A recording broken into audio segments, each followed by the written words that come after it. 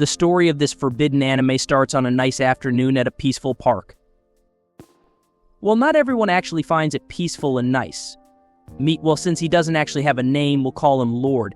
He is a middle-aged man who seems to be angry with the state of his world at the moment. While sitting at a park and looking at all the women surrounding him, Lord grumpily thinks of dragging one of them somewhere so he can help himself to some cultural adventures. Not long after that, a distinguished-looking and beautiful woman who goes by the name Itsuki Shima approaches Lord, asking what he's doing at the park. Disinterested, he answers Shima straightforwardly. Lord just lost his job and got kicked out of his flat. In short, he's broke and homeless. Just like me if you don't hit like and subscribe. Just kidding, but please do. It helps a lot. Shima then offers him a temporary home at the Goddess Consort Assembly's facility. Yes, it sounds sketchy. And yes, it'll get even sketchier than Skechers later on. If you know what that is, then you are old. The Goddess Consort Assembly is a freshly minted religion that's said to be focused on providing a volunteer program for the homeless. From what Lord was told, Shima manages the whole thing and wants to turn Lord into a fellow devotee. Actually, no, scratch that. This wonderful lady right here wants to welcome and turn Lord into the Assembly's patriarch. Arriving at the fancy schmancy facility, Lord knows nothing about being a patriarch. He thinks it's just basic manipulation and gaslighting to get people to give them money, so he decides that he'll worry about that later. At the moment, the only thing he really needs to do is put on a face and nod at whatever is presented in front of him. When Shima shows Lord his spacious room, the woman points out the pot that's burning aromatics inside it, and it is called Tantric Orchid Aroma. It has the effect of making people awaken their deep, ferocious intercultural power, and it looks like Lord is having a hard time resisting the aroma's effects. So it doesn't take long for Shima and Lord to start sharing their cultural energy and dance on Legos inside the room. Even though Lord doesn't really like Shima for fooling him like this, she's still a fine lady and it's not like he can't get his revenge at some point later. After a while, Lord dons a white robe, completing the whole patriarch feel that he is supposed to go for. He then sits in a room where he's covered by curtains to add a sense of suspense, and well, probably the best to hide that beer belly of his. He recalls what Shima told him during their rendezvous. Lord is here to join the assembly's gathering and meet one of the members after the assembly. Shima emphasizes that only the exalted patriarch can save this said member. After taking a glimpse through the curtains, Lord sees the woman Shima has been talking about. Judging by her looks, she looks like the type that's married into a rich and well-off family. She's also the type to surely give this patriarch a hard time concentrating. Needless to say, Lord can't wait to meet this fine lady who needs to be saved from the clutches of the uncultured world she lives in. Lord finally gets some alone time with the devotee. The lady introduces herself as Yoshino Ayaka. With this close proximity, Lord can really tell she's his type of lady. Anyways, he has to do his job, so he switches to working mode and starts asking Ayaka what is it that's troubling her. Sadness splays on Ayaka's face as she explains her troubled thoughts to the exalted patriarch. She's worried about her relationship with her husband because the man doesn't trust the assembly, which in hindsight is probably wise and right given how things truly are behind the scenes.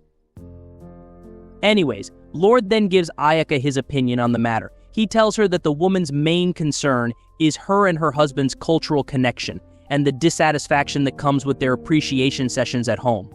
Seeing that as an impure emotion, Lord suggests they look into her soul's manifestation first. Now, real quick, think about it. Alone in a room, with this cultured dude and that burning magic cultural incense. Smells trouble and yes, make that double. Lord quickly tells Ayaka to lie down as he massages some parts of her soul, using the reflexologist skills he learned from a homeless 1,000-year-old Tibetan monk he met on the streets a month ago. In between making strange cultural sounds, Ayaka begs His Holiness to stop as she feels it's wrong to do such things with a man of culture like him. But like Lord said unto thee, this is all part of the prestigious ritual that will cleanse her impure soul. For the final, piercing exorcism, Lord asks Ayaka to surrender herself to the divine gratification and energy he's about to give her body. So she does, and His Holiness delivers unto her a substantial amount of his holy white gold that is believed to have the power to cleanse her soul of all that is impure.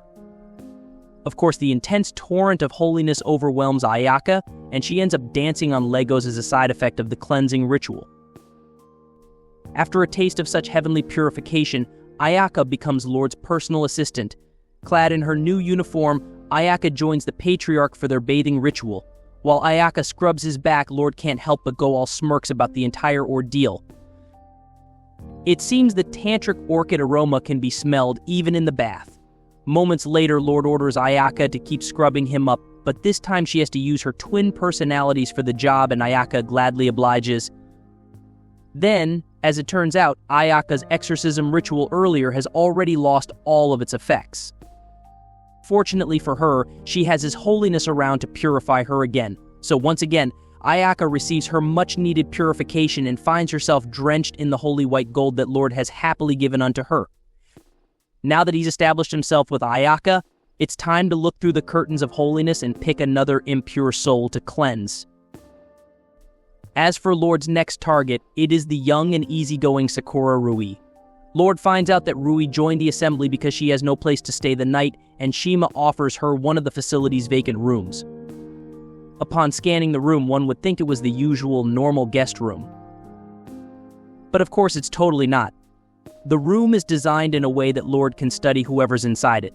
All of a sudden, Rui starts feeling woozy. Not the I feel sick kind of woozy, but one that steams from deep within. She then finds herself lying on the bed and finds herself ready to release all the cultural energy that has suddenly started rising within her. It also seems that she needs a bit of refreshment since she feels like she has been roaming the Sahara Desert for a while now. Lord is surprised to see the tantric orchid aroma already working, but it's all in his favor though. He finds himself learning things about Rui as he continues to study her through the mirror.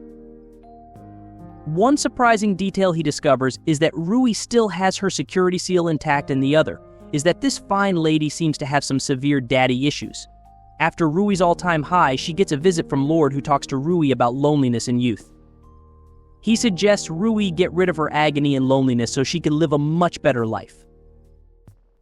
The rebellious Rui then promises she'll talk to her father once she gets home. She knows Papa would listen to her and take her side. In the meantime, Lord offers to stand as Rui's Papa while she stays in the facility. Because of the tantric orchid aroma's entrancing effects, Rui is all winded up again as she takes Lord's offer to be her temporary Papa. While sitting Rui on his lap, Lord pats her head as he tells her he's proud of her. This ignites the fires of culture within Rui's soul, completely surrendering herself to the Lord. The moment they finish their fatherly cultural exchange, Rui decides to start living in the facility where she happily cleans the platform.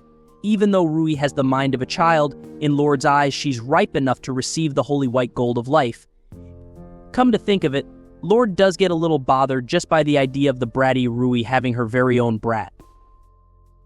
Anyways, Rui is busy working hard on cleaning up the platform. Startling her, Lord comes up and starts giving her a taste of his reflexologist skills. Hearing Rui calling him Mr. instead of Patriarch, Lord takes it upon himself to teach the cheeky brat a lesson on discipline and respect. Not only is Rui bratty, but she's also impatient. She wants to feel amazing right away, which is a no-go in the eyes of Lord. After a bit of warm-up, Lord finally gives Rui what she's been asking for this whole time. Right in public and near a staircase where they could potentially fall down and injure themselves too. An untamed, voracious Rui continues to climb the mountains of cultural enlightenment, asking for more and more. As she finally reaches the top, Rui is greeted by an explosive sense of fulfillment. She is filled to the brim with the holy white gold that His Holiness has graciously given her. Lord continued his misdeeds with Ayaka and Rui every day after that. Like they always say, all good things must come to an end, but so do the bad things. Rumors about the assembly's shenanigans start spreading around. Devotees lost trust and faith in the organization. Eventually they had to disband. In the end, Lord is once again in the park, homeless once more. Like deja vu, he's once again approached by Shima, who offers him a do-over. In the end, don't forget to subscribe, and algorithms say you will like this video.